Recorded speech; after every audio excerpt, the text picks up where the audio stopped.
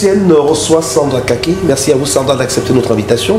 Merci à vous de me faire venir ici pour la première fois. Voilà, et puis il faut dire que c'est votre première interview que vous accordez à une télévision camerounaise. Bah, c'est la première fois qu'une télévision camerounaise m'invite, donc je suis très contente. Pourtant vous êtes originaire du Cameroun, mais la dernière fois que vous êtes allé au Cameroun, je crois que c'était en 2019. C'était en 2009. 2009 plutôt. Oui, c'était en 2009, j'ai fait un concert à Douala et je suis retournée au Cameroun il n'y a pas longtemps, en 2022, pour le tournage d'un film autour de mes chansons. J'avais envie et surtout besoin de montrer au monde l'endroit d'où je viens, l'endroit d'où vient ma famille. Et donc je voulais montrer le village de mon grand-père maternel, Fico. Je voulais montrer voilà, ce pays dans lequel je suis née, où j'ai grandi, dont je suis partie très jeune, mais qui continue à m'habiter, à faire partie évidemment de moi, de ma cosmogonie, de ma famille, de ma vie et de ma musique. Et c'était aussi une manière de dire au monde, mais aussi de me redire que la richesse ne se trouve pas dans les objets qu'on possède, dans le compte en banque, mais dans des endroits qui sont remplis d'êtres humains qui vous aiment et qui vous accueillent comme une enfant de la famille. Et ça, c'était un moment très très fort. Et on a pu tourner des images donc dans le film que vous avez vu déjà, autour de mon disque, mais aussi dans un clip voilà, qui vient de sortir et qui s'appelle Terre Rouge. Terre Rouge, d'ailleurs, qu'on regardera encore de cette émission. Alors, félicitations, 2024, c'est une année qui vous va si bien. Lauréate des Victoires du Jazz 2024 dans la catégorie artiste vocal. Et tout récemment, vous êtes citée parmi les 100 femmes de culture en France. C'est une belle année 2024 finalement pour vous. Oui, c'est une belle année, mais c'est surtout un beau parcours, j'ai envie de dire, dans le sens où, quand j'étais plus jeune, je n'imaginais pas qu'un jour je serais artiste, productrice, musicienne, indépendante. C'est un long parcours qui est complexe, mais qui a pu avoir lieu parce que j'ai eu la chance de faire des rencontres avec des êtres humains qui m'ont aidé à avoir confiance en moi et qui m'ont aidé à trouver les clés pour construire mon espace artistique personnel. Et voilà, alors la reconnaissance, on va pas se mentir, ça fait toujours plaisir, mais ça ne change pas la nature ni de mon travail ni de la personne que je suis. Je ne vais pas me mettre à chanter mieux tout d'un coup parce que j'ai reçu une victoire. C'est simplement, je pense que plusieurs catégories des métiers professionnels me disent continue à dessiner cette route singulière. Donc pour ça, je suis assez reconnaissante. Mais justement, j'allais poser la question de savoir qu'est-ce que cela représente pour vous, vous qui êtes originaire du Cameroun, vous qui êtes femme, vous qui êtes noire, voilà, de recevoir ce prix dans une France où parfois il y a beaucoup de polémiques autour de voilà, la place de la femme, la place des blacks dans l'univers de la musique. Ben, c'est même pas tellement de la polémique, c'est qu'on est essentialisé. Il y a des cases qui nous sont assignées et dès lors qu'on ne rentre pas dans les cases, on vit une vie qui est très très violente. Pour moi, c'est très fort de pouvoir dire vous ne m'attendiez pas, il n'y avait pas de place pour moi, mais j'ai quand même fait ma route. Aujourd'hui, j'ai 50 ans et j'ai l'impression d'être au début de quelque chose. Et l'endroit d'où je viens, c'est un endroit où il n'y a pas d'eau courante. À Fico, il n'y a pas d'eau courante. Mon grand-père, il venait de là. Il a été danseur. À aucun moment, il aurait pu imaginer, donc j'ai une pensée pour lui très forte là, au moment où je vous parle, qu'un jour je pourrais être artiste, qu'un jour je pourrais aller à l'université, écrire, m'acheter une voiture, être autonome, conduire. Je dis ça parce que ma grand-mère m'a en partie élevée et qu'elle n'a pas eu le droit de conduire quand elle était mariée à mon grand-père. Donc il y a une évolution aussi de la société qui est très très forte. Même s'il y a plein de choses encore à changer, mais je veux dire que je pense que simplement moi le fait d'exister, je crois que modestement ça peut donner de la joie, de la force et de l'espoir à d'autres personnes, et pas forcément des femmes, à tout le monde. Se dire, quel que soit le chemin de vie que tu vas choisir, aborde-le avec passion, avec sincérité, avec sérieux, avec travail.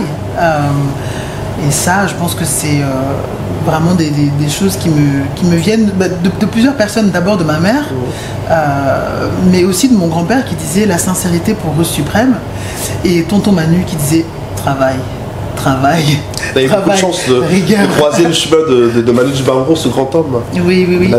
Toutes les personnes qui ont pu le croiser pourront vous dire ça, que c'est une grande chance parce que c'était quelqu'un, je parle de lui au passé même s'il est très présent, mais un être humain généreux, curieux, mais tellement opiniâtre et qui s'est jamais assis sur ses lauriers. Et moi je me rappelle d'interviews de lui tout jeune où il disait que avant même de faire un premier disque, il avait eu besoin d'écumer les scènes, de voyager dans le monde, de jouer dans des tout petits endroits, de jouer dans des endroits où il n'était pas connu. De s'honorer de toutes ces expériences-là. Oui, de faire ses armes. J'aime pas le mot arme parce que c'est quand même un vocabulaire guerrier, mais en tout cas d'affûter ses outils, on va dire, avant de pouvoir produire un disque. Et je crois que ça, c'est quelque chose qui m'a aussi beaucoup accompagné. Qu'avant même de construire mon chez-moi musical, avant de produire Mansadi, qui était mon premier disque, j'ai eu besoin d'essayer plein de choses, notamment dans l'expression de ma voix, mais aussi dans l'écriture, dans les arrangements, dans la production, comprendre qu'est-ce que ça engage de réunir un groupe, d'être chef de projet, comment trouver des partenaires qui vont vous aider à produire le disque, à produire la tournée, enfin tout ça c'est tout un écosystème qu'il faut apprendre à découvrir parce que quand on est issu d'un milieu où on n'a pas ces codes-là, on n'a pas ces clés-là, c'est beaucoup plus compliqué. Finalement, vous êtes, on va dire quoi, une artiste pluridimensionnelle. Vous avez touché à la fois à la musique, au théâtre, au chant. C'est des univers finalement qui vous passionnent. Au cinéma aussi, bien sûr. Ouais. Au cinéma aussi. À l'audiovisuel, vous avez été présentatrice d'une émission diffusée sur TV5 Monde aussi. Oui, Platine Africa. Platine Africa. Ouais, c'est ça, c'était un grand honneur parce que c'était la vision de Manu Dibango de créer un espace audiovisuel de qualité pour les artistes africains et de la diaspora. Et voilà, j'étais très très honorée de pouvoir présenter cette émission pendant 2 saisons et de pouvoir mettre à l'honneur des artistes mais tellement émouvants, singuliers, puissants. De la scène francophone ? Pas forcément, mais essentiellement parce que quand même, comme on était diffusé sur TV5 Monde, on avait aussi cette obligation-là de la francophonie, même si c'est pas vraiment un mot et un concept que j'aime, mais voilà, c'était vraiment l'idée d'avoir une émission où on pouvait avoir un rapport direct avec un invité. Donc moi j'étais en interview, mais aussi où les invités pouvaient jouer de la musique, parce que les espaces où on peut jouer de la musique en direct, en live, avec le public, c'est très très rare maintenant à la télévision. À la télévision, tout à fait. Et voilà, avec des équipes techniques incroyables, les images étaient vraiment sublimes. Et voilà, et puis on avait une productrice incroyable qui s'appelle Claire Diboa, et que j'embrasse. On salue au passage Claire Diboa. Voilà, qui m'a fait confiance et qui m'a vraiment poussé à accepter cette émission, parce que moi je lui dis, écoute, je ne suis pas journaliste, je ne suis pas présentatrice, c'est un vrai métier. J'ai besoin de le faire avec qui je suis. Je vais essayer d'être la plus professionnelle possible. Par contre, j'aurai toujours un angle artistique. Et c'était important pour moi, par exemple, ça paraît un détail pour les téléspectateurs, mais j'avais besoin, moi, d'avoir mes fiches. Parce que ça me permettait de pouvoir rebondir quand l'artiste répondait en avance à une question ou finalement m'amenait sur un chemin que je n'avais pas du tout prévu. Et en fait, ça me permettait d'être au clair avec ma pensée, plutôt que de se dire ah oui, j'ai une oreillette, je dis ce que j'ai à dire et puis c'est mécanique. Non, c'était pas du tout mécanique. Pas du tout. Alors si je dis Les Sorcières de Salem, ma première pièce de théâtre. Là on est dans les années 90, 94, on est en 95. Voilà. C'est vraiment mes tout débuts. Je suis en études à la Sorbonne. Voilà, j'étudie la littérature anglo-américaine et en même temps je fais du théâtre et je fais de la musique, mais surtout du théâtre. Et avec cette pièce, on a tourné pendant 2 ans et après j'enchaîne avec une autre pièce. Enfin, pendant presque 10 ans, j'ai fait beaucoup de théâtre. Mais c'est vrai que ce rôle-là, il était important pour moi. Pas tellement le rôle, mais comment il est arrivé à moi. C'est-à-dire que, en fait, c'était une amie à moi qui jouait dans la pièce. Et j'étais allée voir la pièce que j'avais trouvée super. Et il y avait juste un petit bémol pour moi, c'est que donc ça se passe à Salem et qu'il y avait une servante et la servante est noire. Et ils n'ont pas pris d'actrice noire pour jouer la servante, ils ont pris une actrice blanche et ils lui avaient mis du cirage. Oh. Et l'actrice jouait très très bien. Et en fait, j'ai pas compris pourquoi ils n'avaient pas gardé l'actrice avec sa peau blanche ou pris une actrice avec la peau noire. Je comprenais pas ce blackface. Enfin, je trouvais ça très très très violent. Et à l'époque, j'avais pas du tout l'idée de faire du théâtre. Et je suis plutôt quelqu'un de timide malgré on dirait pas. Ouais, parce qu'il faut être un animal social. On a plutôt l'impression d'avoir affaire à une personne très caractérielle, très forte. Non, mais on apprend avec le temps à avoir confiance en soi. Mais ça n'empêche pas la timidité. Mais à ce moment-là, j'ai osé aller à la fin de la pièce voir le metteur en scène pour lui dire bah voilà, j'ai adoré la pièce. Par contre, ça c'est pas possible. On est d'accord. Il y a plein de comédiens, plein de comédiennes avec la peau marron. Il n'y a pas beaucoup de rôles pour ces personnes-là. Donc la moindre des choses, c'est au moins d'essayer. Ou alors de laisser à l'actrice blanche sa peau blanche. À partir du Cameroun? Non. Pas du tout. Pas du tout. C'est une sorte d'exil pour vous. Vous êtes parti du Cameroun de façon. Là, on va ouvrir une plaie. Je l'ai vécu comme ça. Je pense que tout enfant qui part pour une destination inconnue sans savoir qu'il ne va pas revenir ne le vit pas bien. Surtout quand les mots ne sont pas posés dessus. Parce que petite, on faisait quand même quelques allers-retours entre Paris et Yaoundé. Mais cette fois-là, je n'ai pas été prévenue qu'on n'allait pas revenir. Donc je n'ai pas eu le temps. Alors quand vous dites on, c'est votre maman et vous? Et mon frère et moi. Et en fait, ma mère vivait à Paris. Et quand on était au Cameroun, on était chez mes grands-parents. Vous avez été élevé par vos grands-parents au Cameroun? En grande partie. Vous avez beaucoup parlé de votre grand-mère et de votre grand-père aussi. Et voilà, et en fait, la déchirure, c'est ne pas pouvoir dire au revoir. Ne pas savoir pourquoi on part. Et puis ensuite, quand on est de l'autre côté, ne pas savoir quand on va pouvoir y retourner. Ne pas être indépendant financièrement pour pouvoir y retourner. Parce que souvent, on nous dit, oui, mais il fallait revenir. Un billet d'avion, et ça je le sais quand j'ai dû revenir pour enterrer ma mère, un billet d'avion ça coûte cher. Et voilà, et que les gens s'imaginent que parce qu'on est musicien, parce qu'on est en tournée, forcément on a les poches remplies de dollars. Non, ce n'est pas vrai. Donc voilà, et que après la douleur elle était tellement intense parce que j'ai perdu, enfin il y a eu le décès de mon grand-père puis le décès de ma mère. Donc en fait, il y a eu beaucoup de montée d'adrénaline. Beaucoup de montées d'adrénaline et de douleur qui ont fait que ça a été compliqué pour moi ensuite d'y retourner. Heureusement, j'ai pu faire ce concert là en 2009 et depuis, je ne cesse de guetter la fenêtre qui me permettra de revenir. Mais j'ai pas dit mon dernier mot. Alors on va rester dans cet album, le 4e album aussi, Scale, les cicatrices et tout. Et si vous le permettez, on va aborder une thématique aussi qui vous tient à cœur, c'est l'inceste. Et on va parler de votre père aussi. Alors... Aujourd'hui vous en parlez. Sur les plateaux, on a pu le constater. C'est vraiment des thèmes aujourd'hui où vous en parlez vraiment de façon...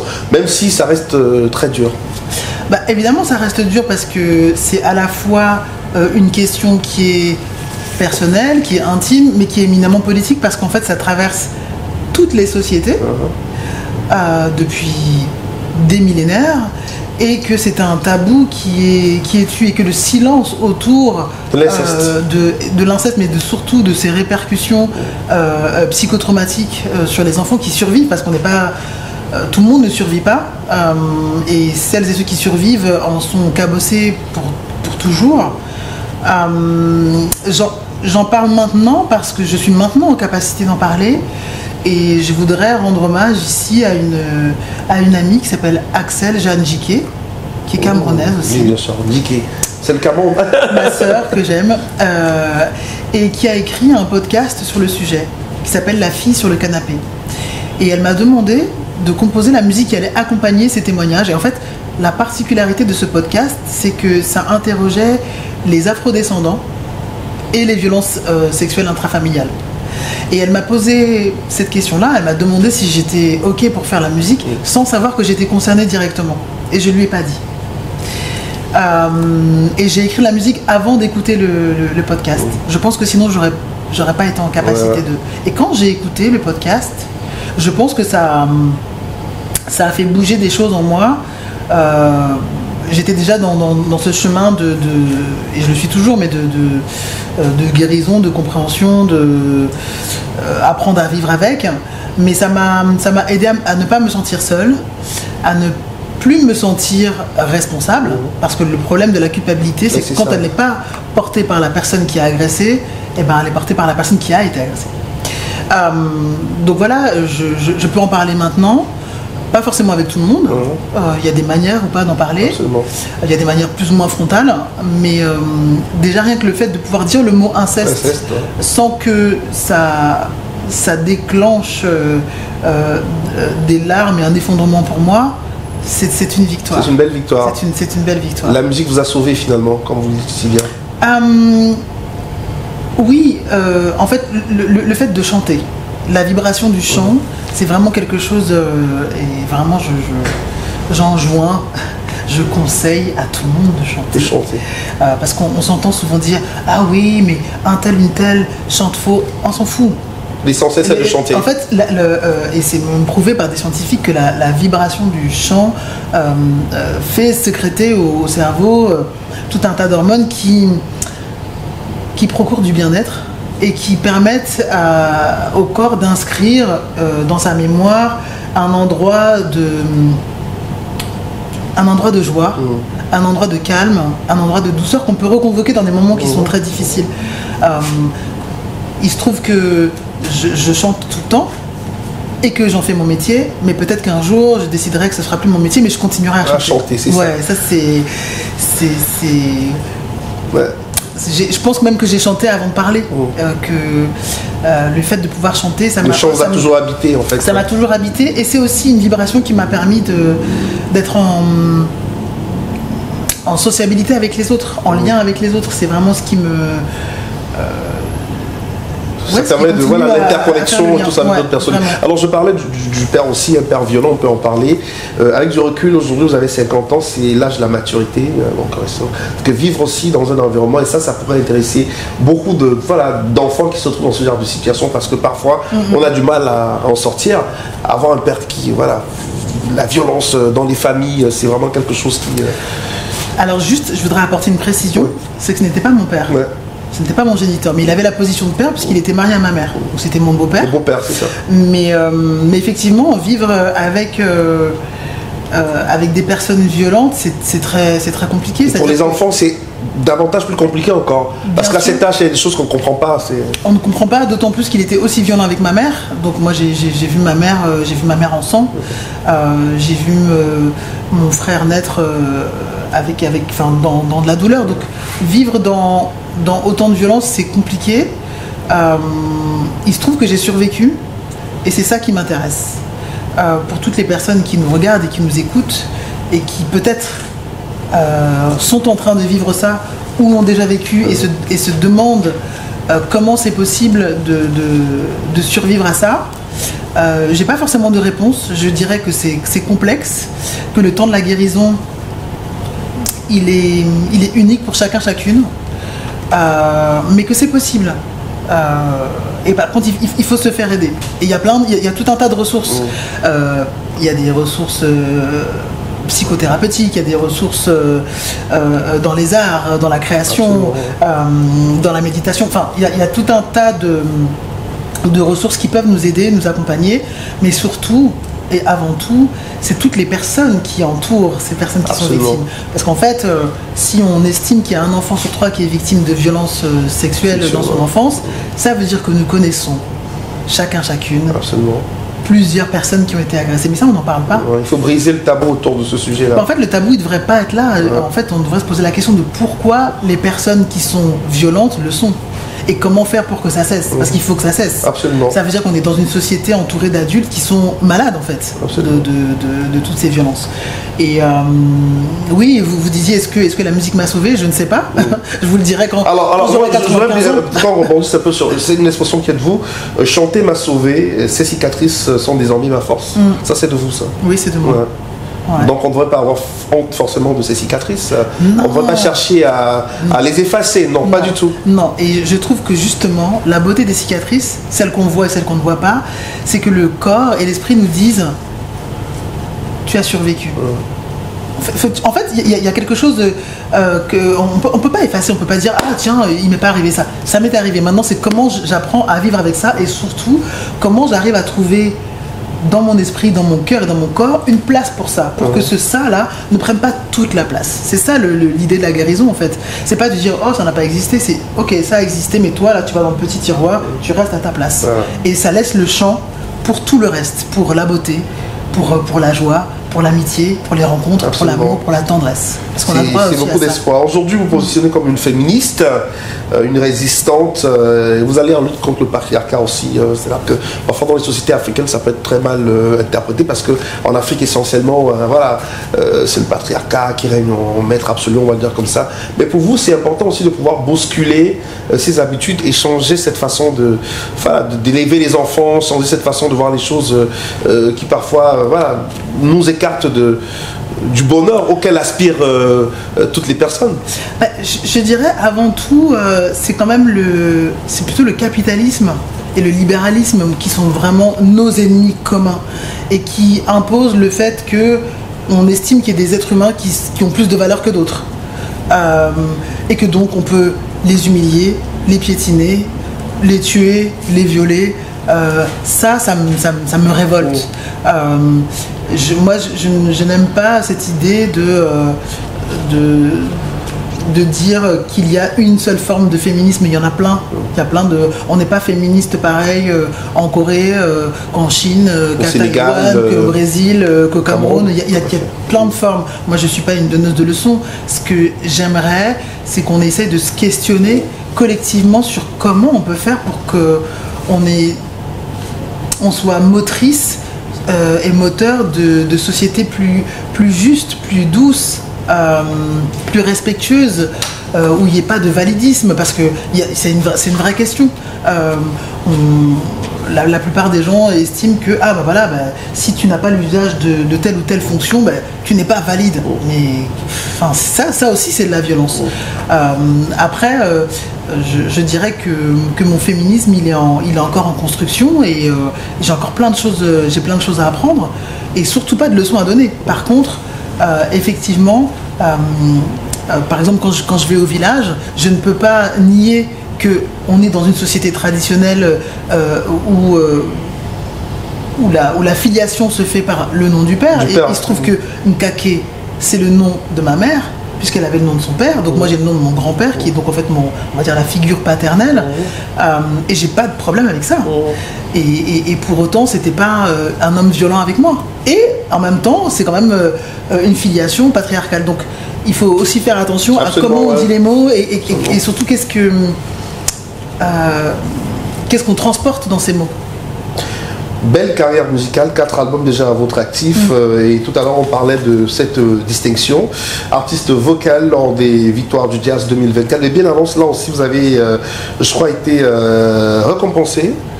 C'était en 2004 si j'ai bonne mémoire. 2012, voilà, 2012 aussi. Donc je veux dire que c'est finalement une carrière ascendante, ça marche plutôt bien pour vous, on va le dire comme ça. J'espère. Enfin, le premier album, non mais je pense que c'est une très très belle carrière. La terre rouge brûle au fond du cendrier. Je n'ai pas oublié, je n'ai rien oublié. Une mélodie résonne en chacun de mes pas. Ne veut pas me quitter, ne peut pas me laisser. Je la chante le jour, la nuit. Je crie à l'envie contre l'oubli. Mes larmes gorgées de sel mouillent cette terre, brise la cendre.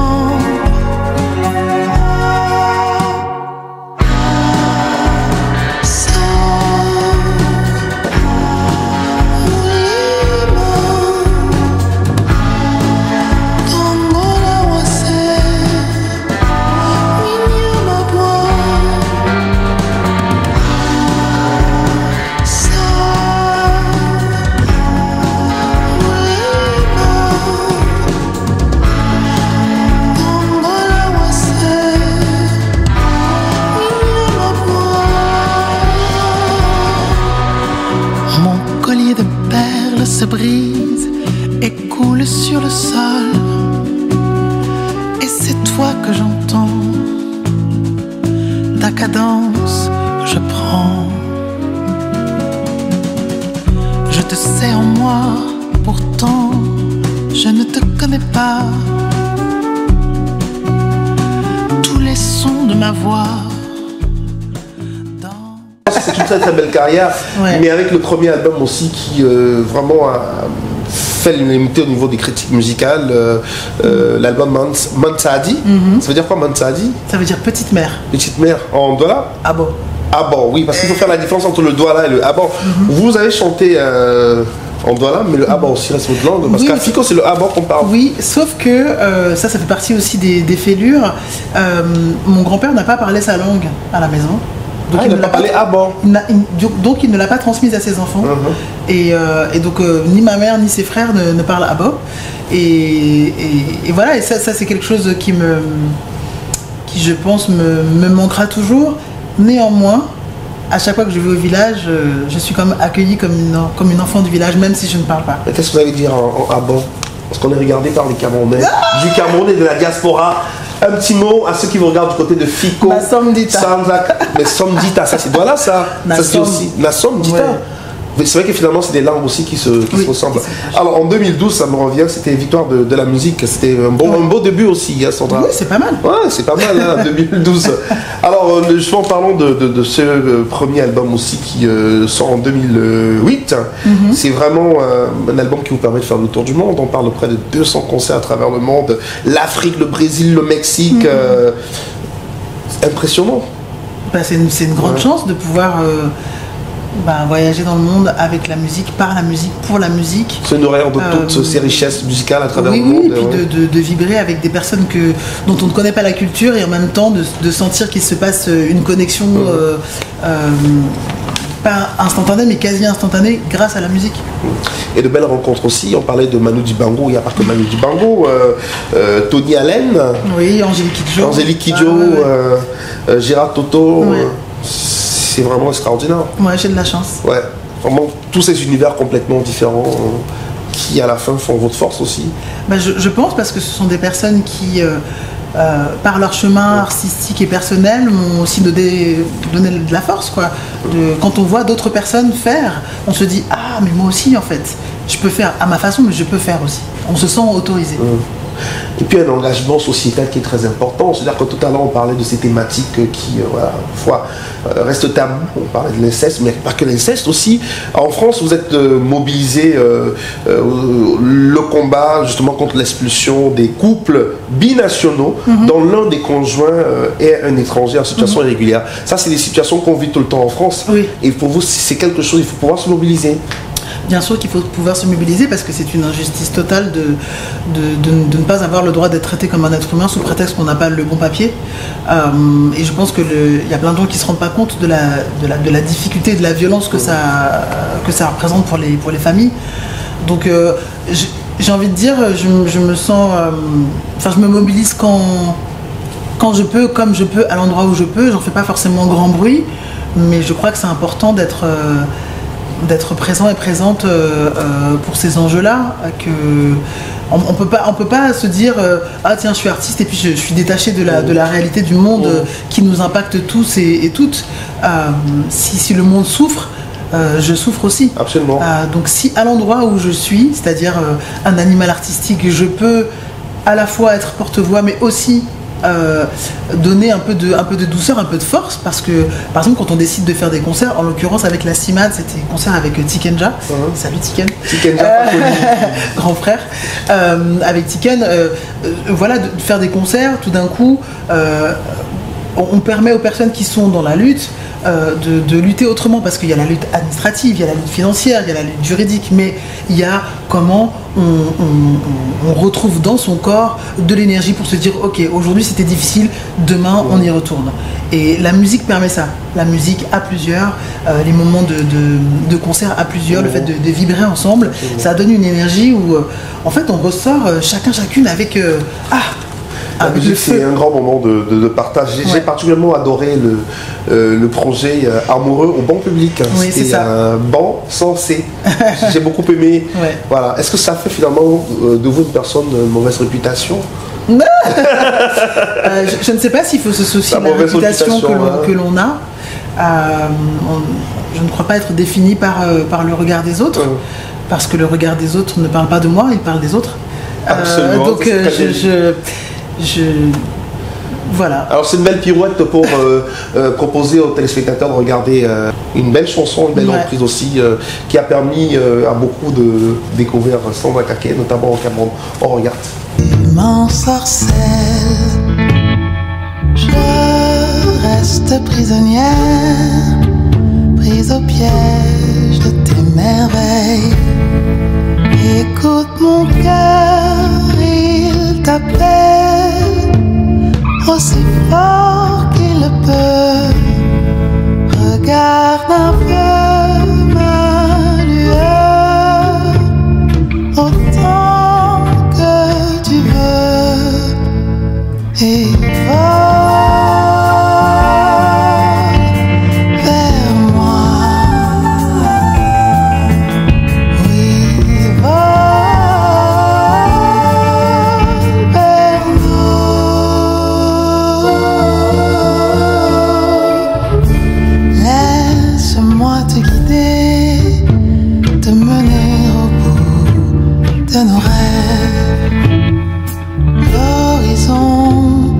à nous, je penserai toutes nos peines.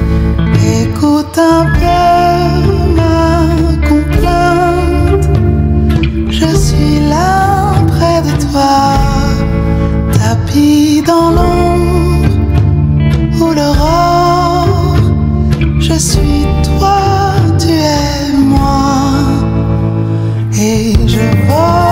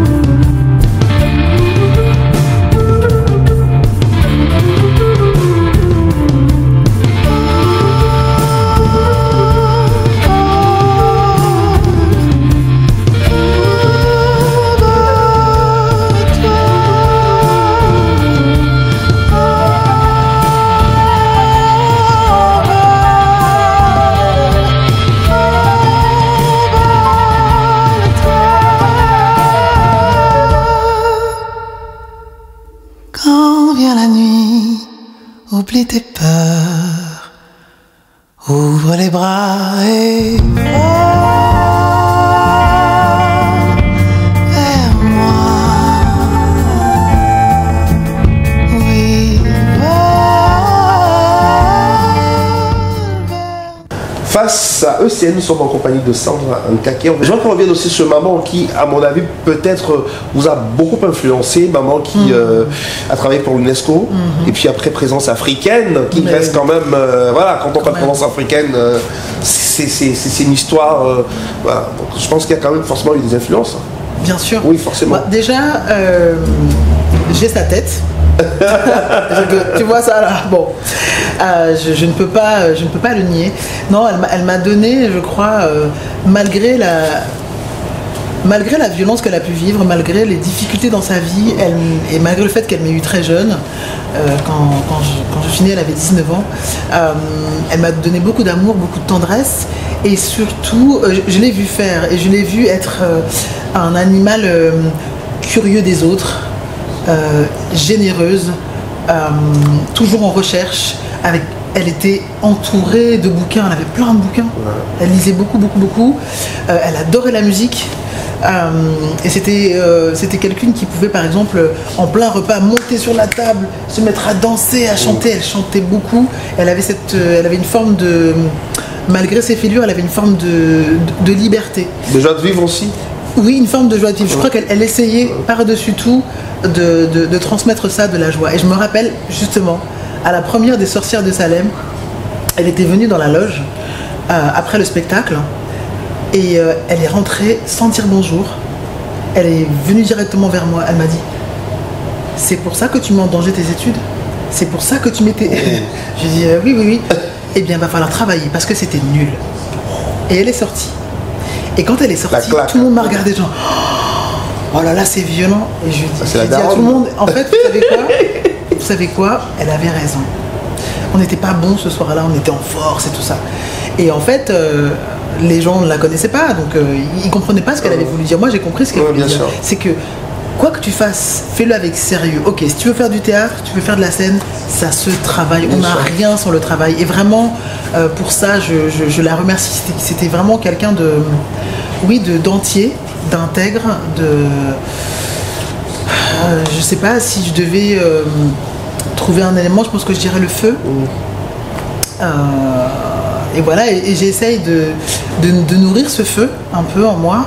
Et d'ailleurs, quand on est allé à FICO, le premier mot qui est sorti des tantines, c'est « Ah, Lucie !» Parce que ma mère s'appelait Lucie. Ah, Lucie. Parce que c'est elle qui allait au village.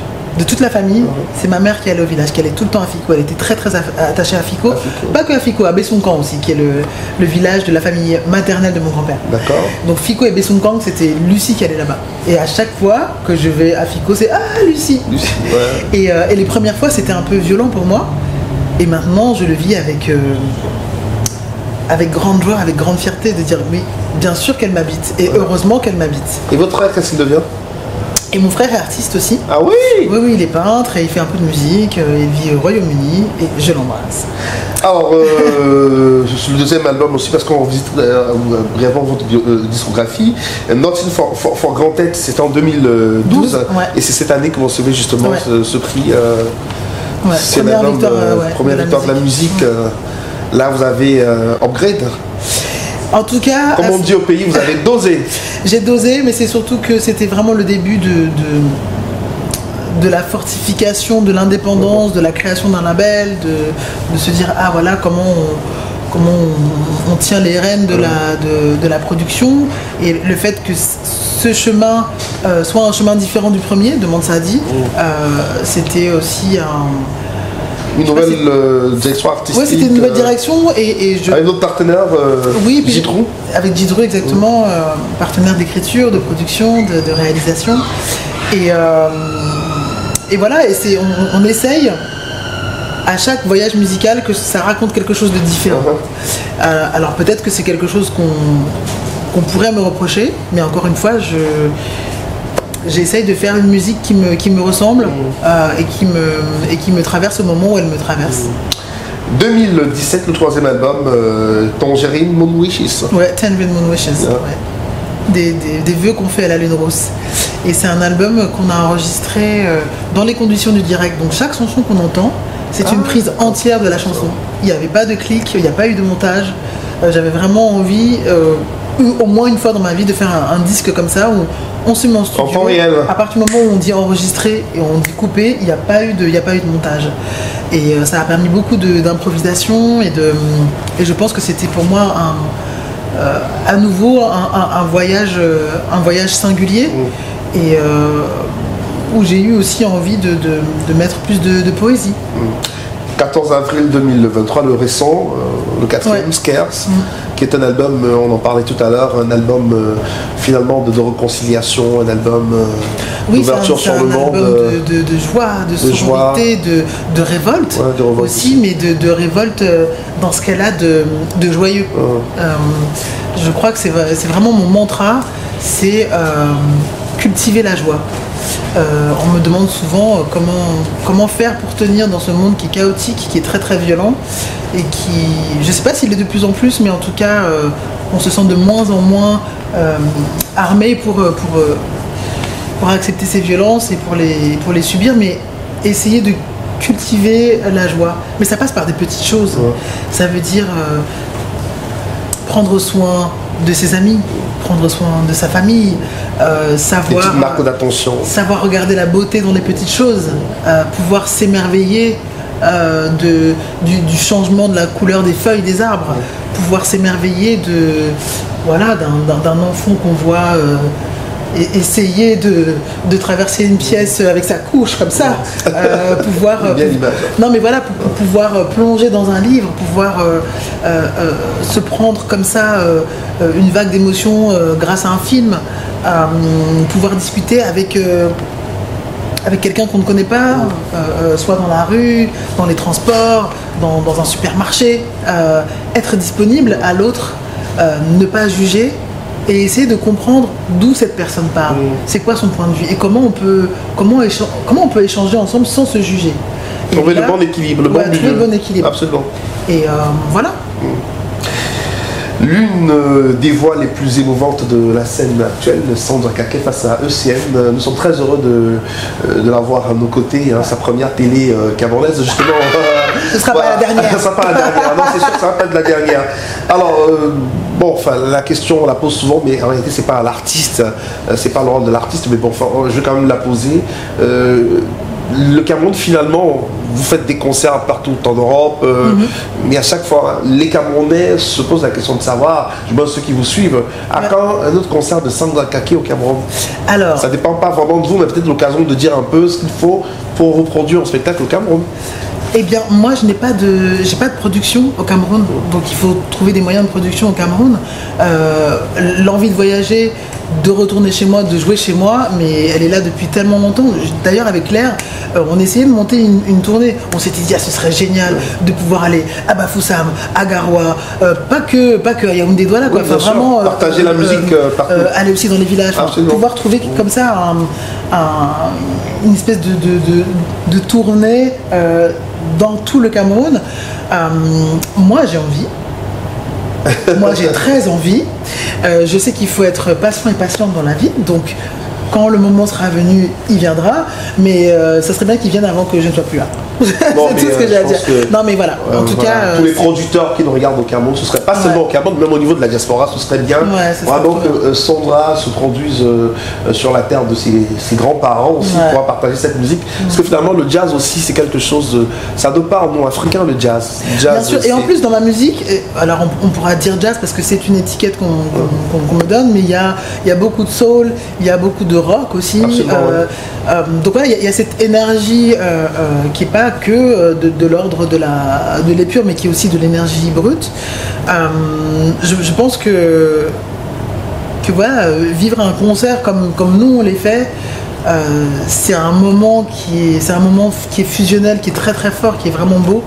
Et voilà, moi j'ai qu'une hâte, c'est ça quoi. Peut-être des collaborations aussi avec les artistes de la scène camerounaise, c'est incroyable. On a tellement de talents au niveau de la diaspora et tout ça. On va pas citer les noms, mais je veux dire que Irma Pani, on va le faire.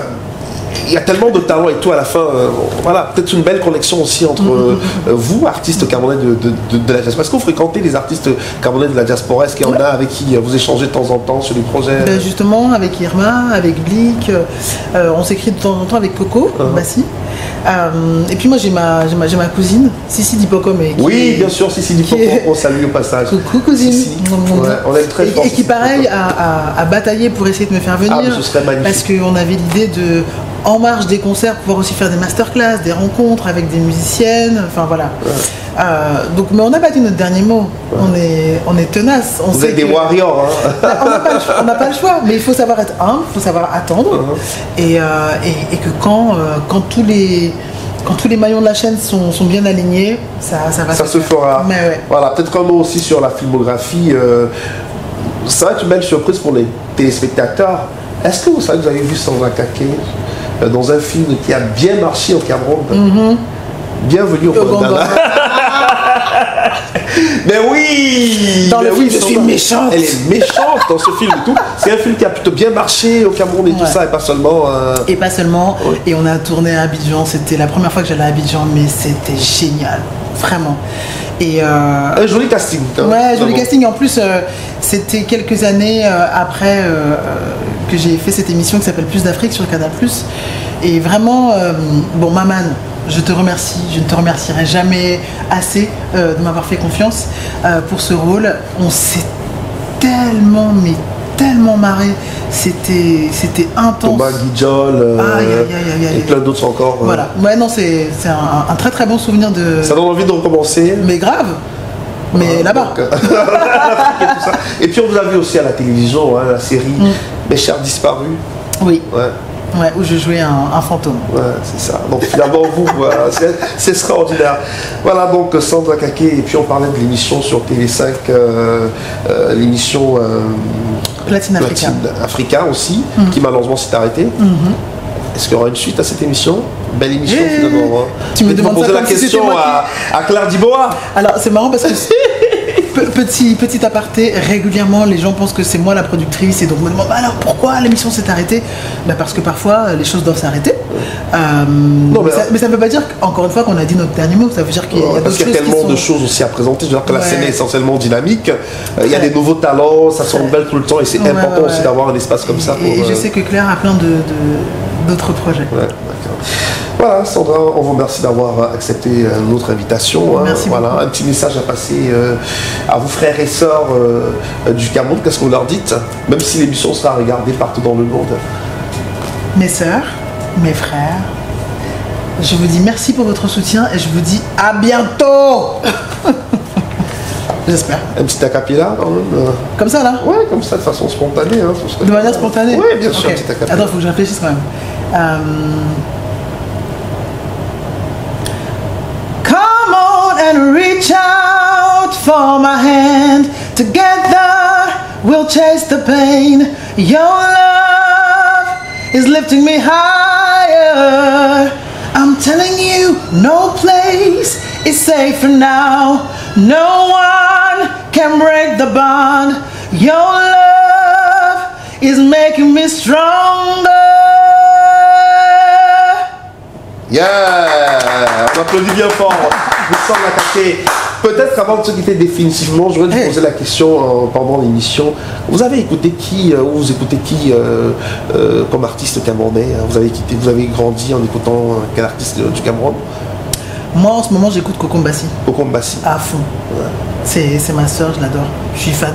Faut que je te le dise, Coco, je suis fan de toi. Voilà. Donc je lui dis par. On lui passera le message. Mais vous avez grandi sur les musiques camerounaises. Vous êtes arrivé en France aussi un peu tôt. Mais vous avez grandi un peu en écoutant des musiques du pays? Pas vraiment. Pas tellement. Pas tellement parce que je crois qu'à la maison c'est pas du tout. C'est pas ce qu'on écoutait. Pas trop. À part Manu, on n'écoutait pas beaucoup de musique camerounaise malheureusement. Ouais. En tout cas, merci, on a passé un bon moment en votre compagnie, Sandra Kaké. On va se quitter avec Sista, pour donner la force à toutes les Sistas qui se battent au quotidien pour faire bouger les lignes. C'est pas évident, mais il faut rien lâcher du tout. Exactement. Voilà. Merci infiniment et à très bientôt. C'était Sandra Kaké face à ECN. Merci à Hilaire Sopi, les éditions Sopicrod pour la logistique. À très bientôt. Don't be afraid, we'll come running. Quit the race. We are sisters,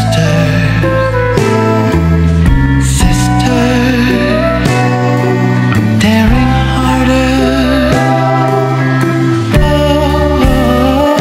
we are sisters, caring sisters. You know love comes